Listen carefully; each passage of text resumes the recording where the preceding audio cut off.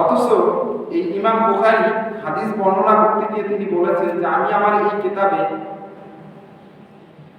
তাকরার ব্যতীত আমি 4000 কিছু হাদিস 4000-এর কিছু হাদিস আমি এখানে নিয়ে এসেছি এবং তাকরার সহ আমি 7000-এর কিছু বেশি হাদিস নিয়ে এসেছি। অর্থাৎ উনি বুখারীতে যে হাদিসগুলো নিয়ে এসেছেন, যে রিওয়ায়াতগুলো নিয়ে এসেছেন, তার মধ্য থেকে তিনি 4000 হাদিস এর অধিক 4000-এর কিছু বেশি হাদিস যেগুলো তিনি নিয়ে এসেছেন, যেগুলো সহিহ হাদিস, কিন্তু উনি এই হাদিসগুলো শুধু একবারই উল্লেখ করেছেন।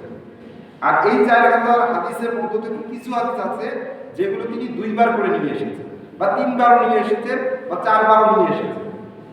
এগুলো হিসাব করলে বুখারীতে সর্বমোট হাদিস সংখ্যা দাঁড়াচ্ছে 7000-এর কিছু বেশি।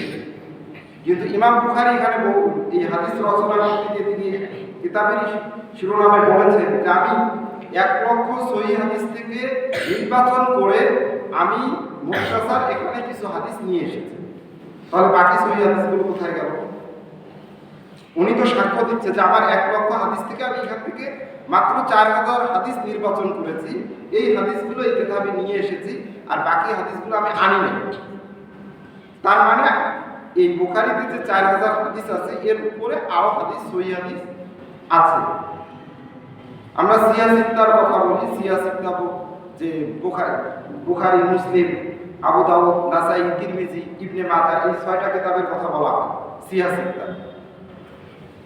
তো ঠিক তদ্রূপ যে ইমাম বুখারী এই হাদিসগুলো সহিহ হাদিস, অসংখ্য সহিহ হাদিস ছেড়ে দিয়েছেন, যে সহিহ হাদিসগুলো সহিহ ইবনে হিব্বান, সহিহ ইবনে খুজাইমা, যে এই হাদিসগুলোতে হাদিসগুলো নিয়ে আসা হয়েছে। এখন যারা বুখারীর দোহাই দিয়ে বলতেছে